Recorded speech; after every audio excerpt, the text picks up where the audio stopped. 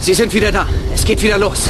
Die Sarah Connor Chronicles erzählen die Geschichte der Terminator-Filme weiter. Wer erinnert sich nicht an Hasta la Vista, Baby? Wir sind in Sicherheit. Niemand ist jemals sicher. Raus hier! Sarah Connor muss ihren Sohn vor gnadenlosen Killermaschinen aus der Zukunft beschützen. Und wie schon in den Filmen liegt das Schicksal der Menschheit in ihren Händen. Ich bin geschickt worden, um John zu schützen. Ich werde meinen Jungen verlieren. Die Zukunft gehört uns. Und sie beginnt jetzt. Und hier laufen schon die Kameras am Set von Sarah Connor Chronicles. Hier auf dem Parkdeck in den Warner Brothers Studios wird gerade die 3. Folge der 2. Staffel von Sarah Connor Chronicles gedreht. Und es geht darum, dass Cameron, der Terminator, gespielt von Summer Glau, gleich eine Computerbox ganz leicht auf einen Truck hieft. Und Thomas Dekker, der John Connor spielt, der wird ihr dann erklären, dass das Ganze in menschlicher Natur ein bisschen schwieriger aussieht. Also schauen wir mal.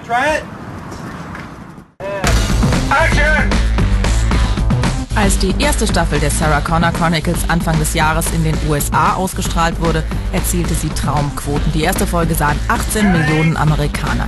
Anlass für uns, einen Blick hinter die Kulissen zu werfen.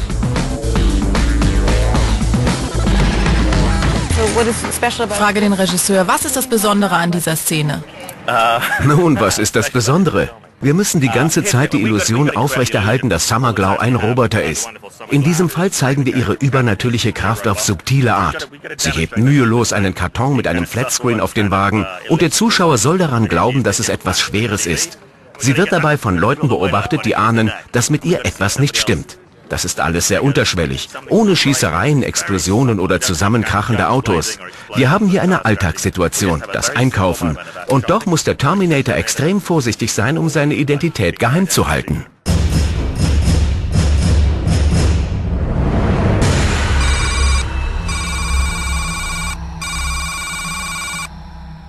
Äußerlich bist du wirklich bildhübsch. Aber innerlich... Da bist du... Ein Hyperlegierungskampfchassis. Du bist hier, weil du meinen Sohn vor seiner Ermordung schützen sollst.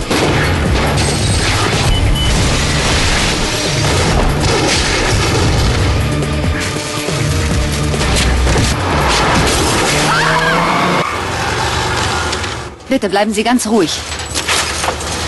Summer Glau, danke, dass wir hier sein dürfen. Es ist schön, Sie kennenzulernen und es ist eine Freude, Ihnen bei der Arbeit zuzuschauen. Sie sind wirklich ein großartiger Terminator. Ich stelle mir das als sehr schwierig vor. Ein Schauspieler spielt normalerweise Emotionen. Und wie ist es eigentlich, jemanden zu spielen, der Gefühle vorgaukelt? Nun, in diesem Fall sind alle meine Entscheidungen sehr bewusst. In anderen Rollen handle ich instinktiv aus dem Bauch heraus. Wenn man aber einen Roboter spielt, muss man andauernd bewusste Entscheidungen treffen, selbst was die Bewegungen angeht. Deshalb ist diese Rolle eine besondere Herausforderung.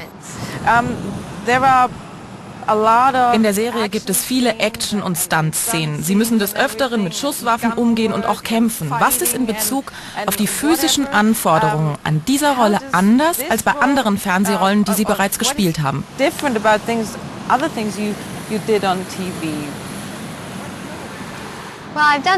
Ich habe schon früher Action-Szenen gedreht, aber da ging es darum, Martial Arts zu beherrschen. Wenn man einen Terminator spielt, ist keine Kampfkunst gefragt. Da geht es ab durch die Mitte. Terminator sind so stark, dass sie die Dinge und Menschen, die ihnen im Weg stehen, einfach beiseite schieben oder zerschmettern. Sie müssen keine besonderen Griffe oder Bewegungen beherrschen. Da sind Gewandtheit und Anmut fehl am Platz. Wer im Weg steht, wird weggeschoben. Und ich muss viel schießen. Das ist neu für mich und gefällt mir.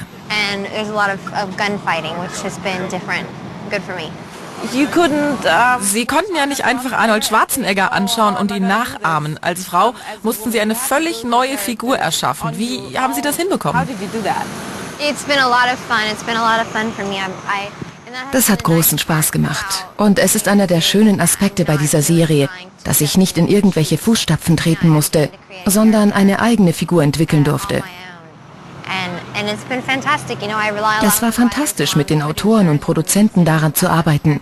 Und die Figur verändert sich. Sie ist ein Roboter, der alles in sich aufsaugt, wie ein Schwamm. Sie übernimmt die Charaktereigenschaften der unterschiedlichsten Menschen und entwickelt sich weiter. How would you describe Wie würden Sie Cameron beschreiben? Manchmal denkt man ja, sie fühlt etwas, aber dann fällt einem ein, das geht überhaupt nicht. Sie ist schließlich eine Maschine. Sie ist das am höchsten entwickelte Modell, das jemals gebaut wurde. Und das ermöglicht ihr, menschliche Emotionen zu imitieren.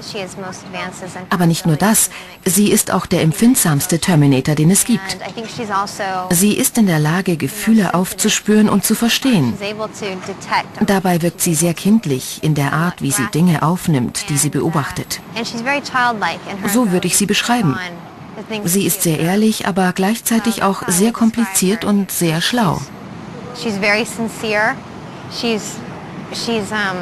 But she's also very complicated and very, very smart. Wie würden Sie das Verhältnis zwischen ihr und John beschreiben? Very complicated. Es ist sehr kompliziert. Wir haben eine Verbindung, die wir noch nicht bis ins Letzte erkundet haben. In der Zukunft werden sie eine Beziehung haben, die anders ist als ihre jetzige. Einerseits fühlt er sich von ihr angezogen, andererseits hasst er sie und wünscht sich, er hätte ein anderes Leben. Sie ist also eine komplizierte Gestalt in seiner Welt.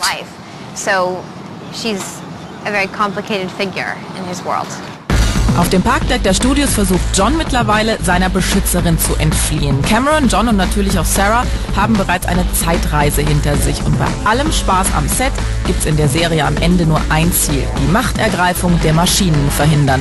Und jetzt gerade hat Thomas Dekker, also John Connor, dem Terminator Cameron, gesagt, dass er ganz einfach mal macht, worauf er Lust hat, weil sie nämlich immer mit ihm mitkommen wollte, aber er lieber alleine zu seiner Freundin gehen möchte.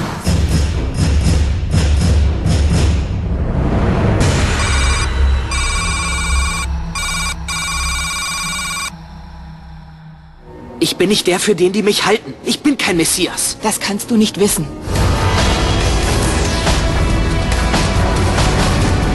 Komm mit mir, wenn du leben willst.